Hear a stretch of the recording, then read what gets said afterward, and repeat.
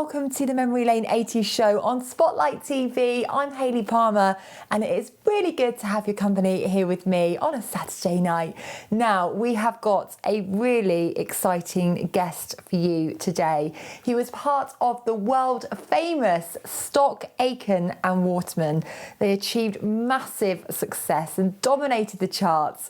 Here's what happened when I caught up with Mike Stock. Mike Stock, it's great to have you here. How are you? I'm pretty good. I'm on my 14th week of lockdown. I know, right? Which includes my hair. Me too, Mike, I know. It's looking good, it's looking good. Yeah. But it's strange times, isn't it? Have you been really busy still in lockdown? I played golf, I've got my handicap down. Oh. And I'm doing gardening. I think I'm doing like everybody else is doing, In the garden, cooking a little bit more. I still write songs, every day I get on the piano and do something, but I've got no one to sing them yet, but that'll come soon. Well, it definitely won't be me because I can't sing, Mike. But anyway, let's What talk. a shame. I know, I'm tone deaf. You'd be so horrified by me. Well, such a shame. But let's talk PWL because you really were top of your game. I mean, it's as if you had a magic wand and everything just turned to gold. What was the secret? Yeah, a lot of people must have concluded we had a formula or something like that. But truth was, we were a lot younger then, a lot more energetic, a lot more enthusiastic about life, and we were going for it. And we did a load of things. We did a load of different acts, a whole range of things. But unfortunately, over the years, people have associated us with Kylie or Jason or something, But we did a load of stuff, and, starting out with some soul music with a lady called Princess. Yes. But we just loved music, and I always wanted to be a writer. From my very earliest memories, that's what I wanted to be. So then when the chance came, I think all three of us thought we're not going to have another chance at this. Let's make sure we make hay while the sun shines. Yeah, absolutely. Well, the first song we're going to play out today is Mel and Kim, Showing Out. Now, I just think this is the perfect track to introduce Mel and Kim because they were complete unknowns, and it's just brilliant how you took them from unknowns to top chart success. Well, like you're saying, when they walked in the studio, they'd never sung in a studio, and we had to reorganise everything to accommodate them. They were struggling with the headphones, so I got them to sing in front of the speakers, but they were so enthusiastic. It's difficult keeping them under control. I always remember those sessions with Mel and Kim, because sadly, Mel died from cancer as a teenager still. So this was the first song we did with them, was Showing Out, and for me that it was stamping a new mould for us, because we'd done Dead or Alive and Hazel Dean and Banana Armour and stuff, and now we were doing this, which was a bit more like Chicago house music. Yes, it's just good. Now, Mike, let's rewind before the PWL days, because I didn't actually know this about you, but you were a performer yourself, weren't you? Oh, God, yeah. Well, I mean, that's how I earned my living after... I had one job as a double glazing salesman. Oh, did you? Were you good at that? I wasn't that good, no. And then in around sort of the mid-70s, I went out on my own I phoned up a few pubs and clubs and said, can I come and sing a few songs? And I just had an electric guitar, electric piano and a drum machine, a very early drum machine.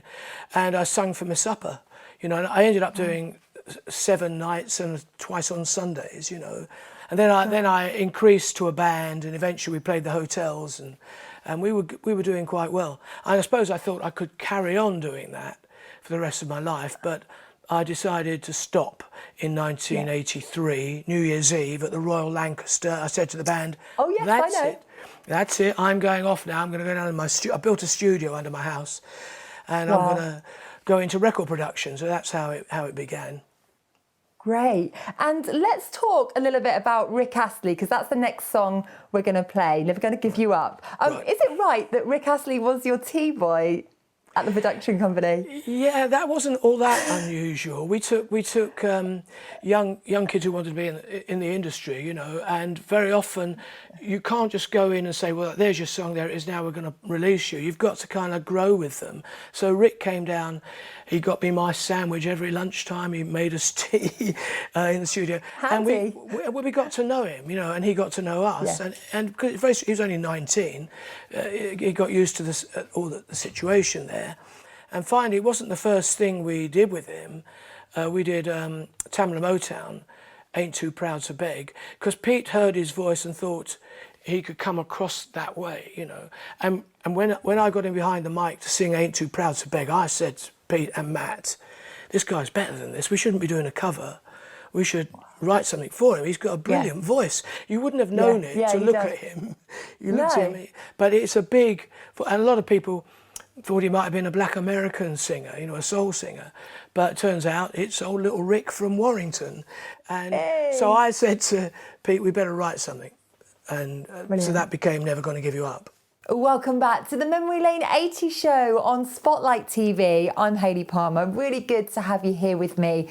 Now, we are so honoured to have Mike Stock from Stock, Aitken and Waterman. Here is what happened when I caught up with him some more.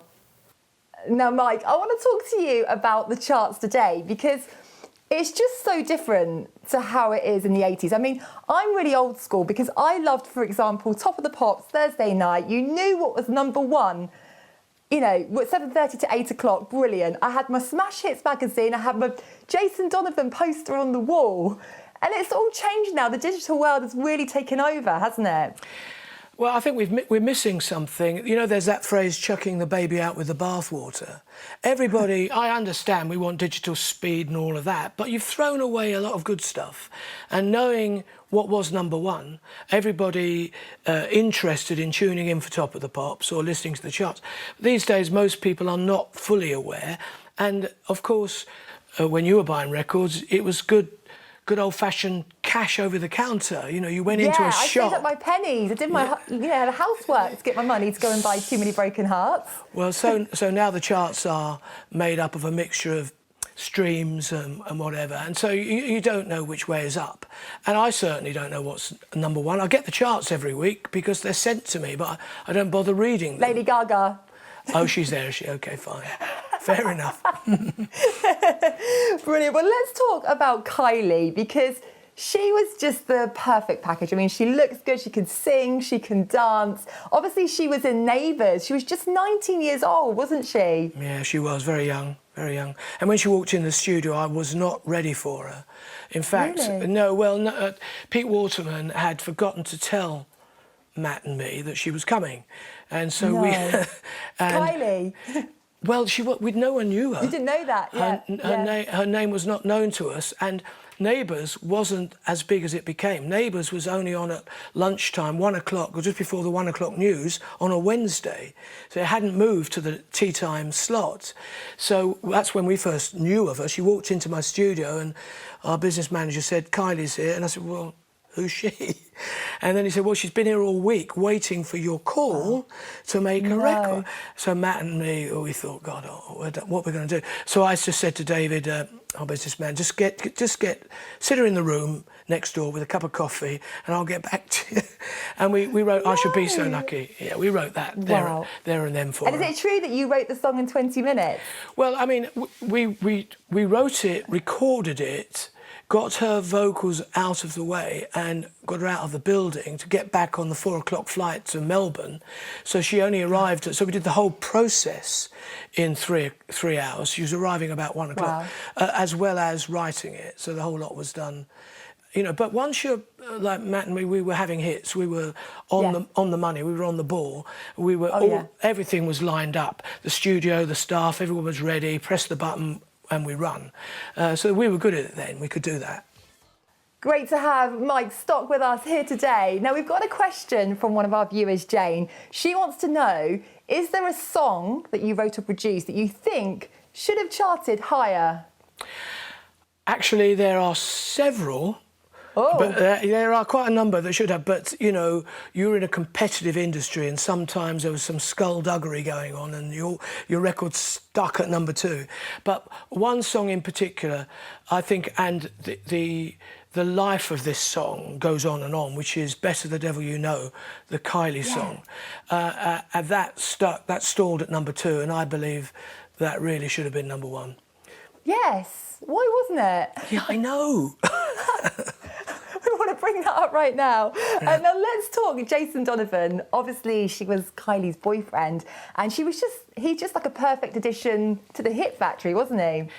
Well, yeah, you say that. I didn't know they were going out with each didn't other. You? No, I went to Melbourne to How did record. you miss that? I know. And I was sitting at the desk with Jason and with Kylie, and I went out to lunch with both of them, and I didn't actually know they were an item. Oh my, I would have been like Heat magazine, I would have been there straight away. Yeah, I am a bit thick like that. No, but I was focused on the job of what we were doing. Of course. Jason, I suppose, yeah. And to be honest, I didn't want to work with Jason. I wasn't that keen because I thought the public might gag over another soap star, you know, being in the music. We were delighted. And it turns out so, yeah. Of course, I'm delighted. And he's such a great bloke, Jason. He's a good guy, yeah. He really is. And is it true that you made a cameo appearance in Neighbours and you sat in the coffee shop? Because if this is true, I'm so jealous. Well, I did, yeah. I just hope someone can find it, but you'll only see the back of my head.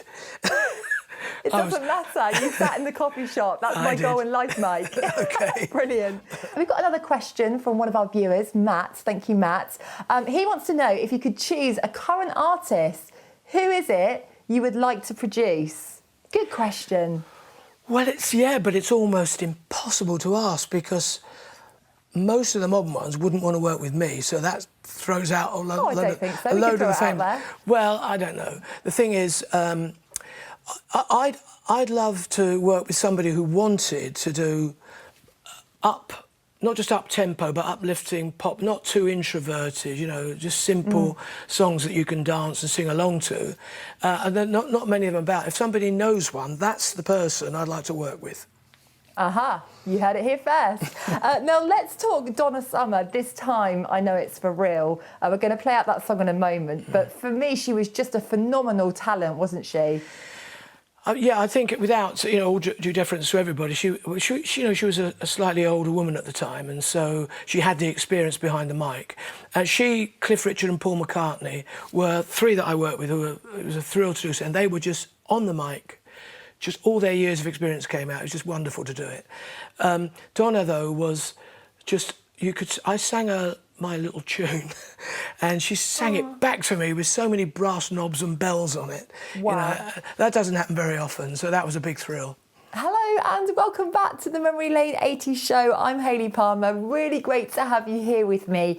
Now, our guest today is one of the most successful songwriters of all time, recognised by the Guinness Book of Records. Yes, it's Mike Stock from Stock, Aitken and Waterman. So honoured to have him here with us on the show tonight. And here's what happened when we caught up with him some more.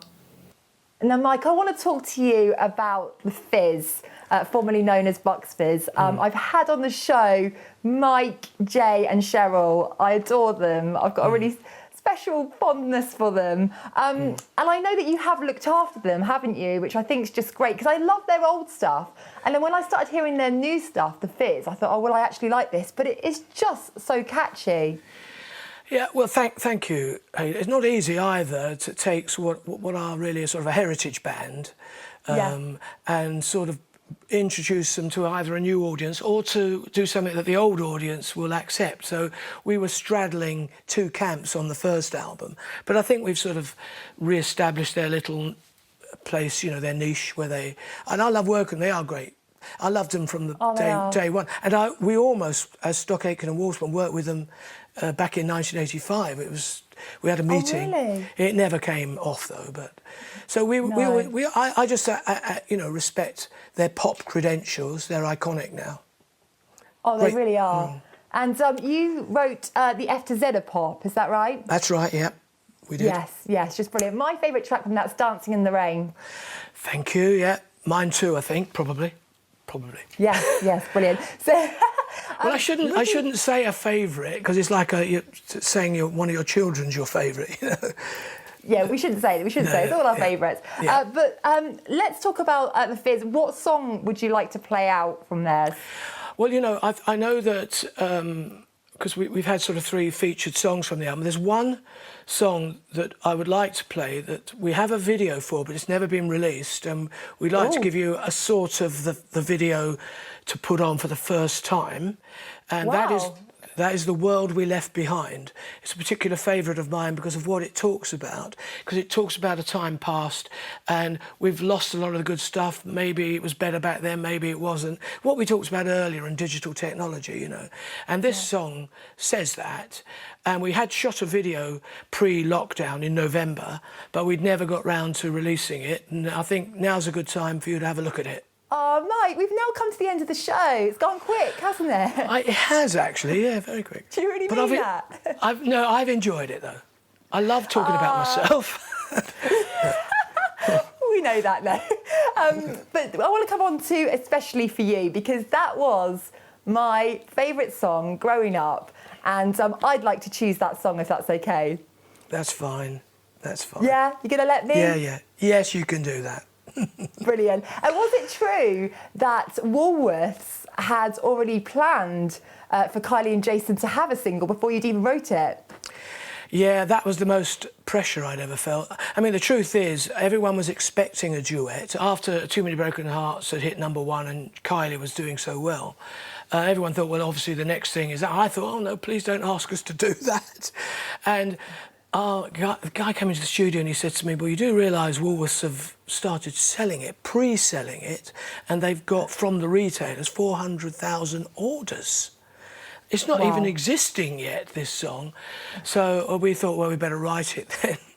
And, well, I felt a lot of pressure when I've written songs in the past, but that was the most I've ever had to put up with, because there's so much faith that the public are putting in you, and I didn't want to let anybody down, so... Yeah, well, you didn't let us down. It's just brilliant. Well, that's nice. My favourite. And I will be singing that. the Kylie bits from the studio. How brilliant was it to have Mike Stock on the show with us? Just a complete honour. It really was my childhood growing up with Stock, Aitken and Waterman. So just a dream come true. Thank you, Mike. And a big thank you to you guys at home for tuning in. It's just brilliant, your support. We are loving having you here on a Saturday night. It's the best place to be, isn't it? I'm Hayley Palmer. Now remember, you can get in touch with me. Details are on the screen below. Stay safe, and I will definitely see you next week.